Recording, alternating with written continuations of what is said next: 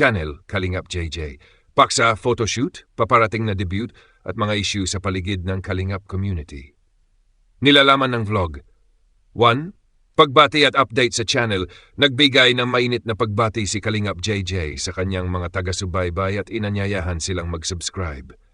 Binanggit niya na buwan ng Setyembre na siya ring kanyang birth month at nagpasalamat sa mga advance greetings. 2. Photoshoot ng EDSI. Pinakaabangan ng mga supporters ang photoshoot ng tambalang EDSI. Hindi nakadalo si JJ dahil hindi niya alam ang oras ng alis. At nagkaroon din siya ng personal na emergency. Nabagit na malayo ang venue kaya umalis ng maaga ang grupo. Biyahe ay 3-4 oras. Ayon kay JJ, outdoor at indoor setup ang inaasahan para sa photoshoot bilang paghahanda sa debut. 3. Paghahanda para sa 18th birthday ni Vence. Binanggit na 11 araw na lang bago ang ika-18 kaarawan ni Vence, Setyembre 12. Inaasahan ang magarbong selebrasyon at malaking kaganapan para sa Kalingap community. May posibilidad ng ulan dahil may bagyo, ngunit may backup options para matuloy ang debut. 4. Paglilinaw sa mga issue. Tinalakay ang mga usap-usapan tungkol kay Vence tulad ng kung sino ang sumundo sa kanya mula sa apartment. Ipinaliwanag na si Vence mismo ang nagsabi na may sumundo sa kanya at hindi ito dapat gawing issue. Binigyang diin na mas mahalagang pagtuunan ng pansin ang katotohanan at hindi ang mga haka-haka o chismis. Pinuri rin ang pagiging totoo ng mga Kalingap members off-cam at hinimok ang mga supporters na manatiling solid at huwag basta maniwala sa paninira. 5. Personal na refleksyon ni JJ. Nagbahagi ng sariling pananaw si JJ na mas mahalaga ang simpleng pagdiriwang kaysa magarbo. Para sa kanya, sapat na ang makasama ang mga kaibigan at pamilya sa simpleng salo-salo. 6. Pagtatapos, nagpasalamat si JJ sa mga sumusuporta. Nagpaalala na huwag i-skip ang ads dahil malaking tulong ito sa kanilang content creation. Nagbigay ng interactive challenge sa mga viewers na mag-comment ng September 1 kung nakarating sila sa dulo ng video. Bago magpaalam, nagbigay siya ng mensahe ng pagpapala para sa lahat. Lugar, online vlog, vlogs, reaction video ni Gandang Emmy kasama ang mga updates mula kay Kalingap Edu. Sa laysay ng pangyayari, sa vlog ni Gandang Emmy, ibinahagi niya ang masayang mga kaganapan kaugnay ng Kalingap Edu at ng Kalingap community. 1. Pasasalamat at pagpapadala ng package. Nabanggit na tumanggap ng package si Kalingap Edu na naglalaman ng maraming laman na ipinamahagi rin sa kanyang mga kasamahan gaya ni na Melvin, Chandli, Tinay at maging kay Biancy. Lubos ang kanyang pasasalamat sa nagpadala kahit hindi pinangalanan kung sino. Ayon kay Edu, tuwing may natatanggap siyang biyaya, nagiging bukas loob din siyang nagbibigay sa iba. 2. Patuloy na pagtulong. Ipinakita na hindi lamang sa mga vlog, kundi kahit sa pribadong paraan ay tuloy-tuloy ang pagtulong ni Edu sa kanyang mga beneficiary at mga kasama. Isa ito sa kanyang pangunahing layunin bilang bahagi ng Kalingap community. 3. Practice para sa dibo ni Beyonce. Nabanggit ni Edu na mula alas 8 ng gabi hanggang alas 11 ng gabi ay nagkaroon sila ng practice para sa cotillion ng nalalapit na debut ni Beyonce. Isa ito sa mga inaabangan na kaganapan ng mga taga-suporta. 4. Pagbisita kina Tekram. Nagkuwento rin si Edu tungkol sa kanilang pagpunta sa Pampanga sa bahay ni na Tekram. Labis siyang na-amaze dahil para itong resort at mansion. Ayon kay Edu, simple lamang ang kanyang pangarap na bahay, ngunit natuwa siya sa laki at ganda ng bahay ni na Tekram. 5. Photoshoot ng EDC. Isa sa pinakamahalagang balita ay ang kumpirmadong lugar ng EDC photoshoot. Ito ay gaganapin sa Mayon Volcano, Legazpi, Albay. Una ay may mga haka-haka na sa Ilocos o Tagaytay ito gaganapin, ngunit sa live ni Edu mismo ay nabanggit ang Albay bilang final na lokasyon. Maraming taga-suporta ang umaasa at naghahanda para sa event na ito. Personal na pangarap ni Edu. Nabanggit din niya na pangarap niya makabili ng bagong Fortuner sa loob ng 2 taon. Kaya lamang ay kailangan niya munang mag-ipon at maghanap ng tamang parking space bago ito may sakatuparan. 7. Iba pang updates. Binanggit na bukas ay may lakad sila papunta sa Mayon Volcano para sa picture taking. Inulit ang paanyaya na suportahan si Kalingap Edu, Kalingap Rob, Edna Vlogs at iba pang kasamahan. Pinalalahanan din ng mga manood na mag-subscribe at mag-follow para updated sa mga ganap. Buod, ang vlog ay puno ng masasayang balita at pasasalamat mula kay Kalingap Edu. Tampok ang pagtanggap ng package, pamamahagi ng biyaya, tuloy-tuloy na pagtulong, paghahanda para sa debut ni Beyonce, pagkamangha sa bahay ni Tekram at higit sa lahat, ang kumpirmasyon na sa Mayon Volcano sa Albay, gaganapin ang EDC photoshoot. Dagdag pa rito, ibinahagi ni Edu ang kanyang simpleng pangarap na bahay at ang kanyang target na makabili ng sasakyan sa hinaharap.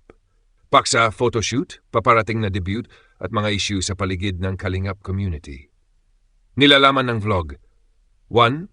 Pagbati at update sa channel, nagbigay ng mainit na pagbati si Kalingap JJ sa kanyang mga taga-subaybay at inanyayahan silang mag-subscribe. Binanggit niya na buwan ng Setyembre na siya ring kanyang birth month at nagpasalamat sa mga advance greetings. 2. Photoshoot ng EDSI. Pinakaabangan ng mga supporters ang photoshoot ng tambalang EDSI. Hindi nakadalo si JJ dahil hindi niya alam ang oras ng alis. At nagkaroon din siya ng personal na emergency. Nabagit na malayo ang venue kaya umalis ng maaga ang grupo, biyahe ay 3-4 oras. Ayon kay JJ, outdoor at indoor setup ang inaasahan para sa photoshoot bilang paghahanda sa debut. 3. Paghahanda para sa 18th birthday ni Vence. Binanggit na 11 araw na lang bago ang ika-18 kaarawan ni Vence, Setyembre 12. Inaasahan ang magarbong selebrasyon at malaking kaganapan para sa Kalingap community. May posibilidad ng ulan dahil may bagyo, ngunit may backup options para matuloy ang debut. 4. Paglilinaw sa mga issue, tinalakay ang mga usap-usapan tungkol kay Vence tulad ng kung sino ang sumundo sa kanya mula sa apartment. Ipinaliwanag na si Vence mismo ang nagsabi na may sumundo sa kanya at hindi ito dapat gawing issue. Binigyang din na mas mahalagang pagtuunan ng pansin ang katotohanan at hindi ang mga haka-haka o chismis. Pinuri rin ang pagiging totoo ng mga Kalingap members off-cam at hinimok ang mga supporters na manatiling solid at huwag basta maniwala sa paninira. 5. Personal na refleksyon ni JJ. Nagbahagi ng sariling pananaw si JJ na mas mahalaga ang simpleng pagdiriwang kaysa magarbo. Para sa kanya, sapat na ang makasama ang mga kaibigan at pamilya sa simpleng salo-salo. 6. Pagtatapos, nagpasalamat si JJ sa mga sumusuporta. Nagpaalala na huwag iskip ang ads dahil malaking tulong ito sa kanilang content creation. Nagbigay ng interactive challenge sa mga viewers na mag-comment ng September 1 kung nakarating sila sa dulo ng video. Lugar online vlog vlogs reaction video ni Gandang Emmy kasama ang mga updates mula kay Kalingap Edu. Sa laysay ng pangyayari, sa vlog ni Gandang Emmy, ibinahagi niya ang masayang mga kaganapan kaugnay ng Kalingap Edu at ng Kalingap community. 1. Pasasalamat at pagpapadala ng package. Nabanggit na tumanggap ng package si Kalingap Edu na naglalaman ng maraming laman na ipinamahagi rin sa kanyang mga kasamahan gaya ni na Melvin, Chandli, Tinay at maging kay Beyonce. Lubos ang kanyang pasasalamat sa nagpadala kahit hindi pinangalanan kung sino. Ayon kay Edu, tuwing may natatanggap siyang biyaya, nagiging bukas loob din siyang nagbibigay sa iba. 2. Patuloy na pagtulong. Ipinakita na hindi lamang sa mga vlog, kundi kahit sa pribadong paraan ay tuloy-tuloy ang pagtulong ni Edu sa kanyang mga beneficiary at mga kasama. Isa ito sa kanyang pangunahing layunin bilang bahagi ng Kalingap community. 3. Practice para sa dibo ni Beyonce. Nabanggit ni Edu na mula alas 8 ng gabi hanggang alas 11 ng gabi ay nagkaroon sila ng practice para sa cotillion ng nalalapit na debut ni Beyonce. Isa ito sa mga inaabangan na kaganapan ng mga taga-suporta. 4. Pagbisita kina Tekram. Nagkuwento rin si Edu tungkol sa kanilang pagpunta sa Pampanga sa bahay ni Tekram. Labis siyang na-amaze dahil para itong resort at mansion. Ayon kay Edu, simple lamang ang kanyang pangarap na bahay, ngunit natuwa siya sa laki at ganda ng bahay ni Tekram. 5. Photoshoot ng EDC. Isa sa pinakamahalagang balita ay ang kumpirmadong lugar ng EDC photoshoot. Ito ay gaganapin sa Mayon Volcano, Legazpi, Albay. Una ay may mga haka-haka na sa Ilocos o Tagaytay ito gaganapin, ngunit sa live ni Edu mismo ay nabanggit ang Albay bilang final na lokasyon. Maraming taga-suporta ang umaasa at naghahanda para sa event na ito. Personal na pangarap ni Edu. Nabanggit din niya na pangarap niya makabili ng bagong Fortuner sa loob ng 2 taon. Kaya lamang ay kailangan niya munang mag-ipon at maghanap ng tamang parking space bago ito may sakatuparan. 7. Iba pang updates. Binanggit na bukas ay may lakad sila papunta sa Mayon Volcano para sa picture taking. Inulit ang paanyaya na suportahan si Kalingap Edu, Kalingap Rob, Edna Vlogs at iba pang kasamahan. Pinalalahanan din ng mga manood na mag-subscribe at mag-follow para updated sa mga ganap.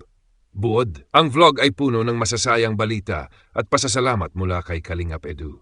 Tampok ang pagtanggap ng package, pamamahagi ng biyaya, tuloy-tuloy na pagtulong, paghahanda para sa debut ni Beyonce, pagkamangha sa bahay ni Tekram at higit sa lahat, ang kumpirmasyon na sa Mayon Volcano sa Albay, gaganapin ang EDC photoshoot.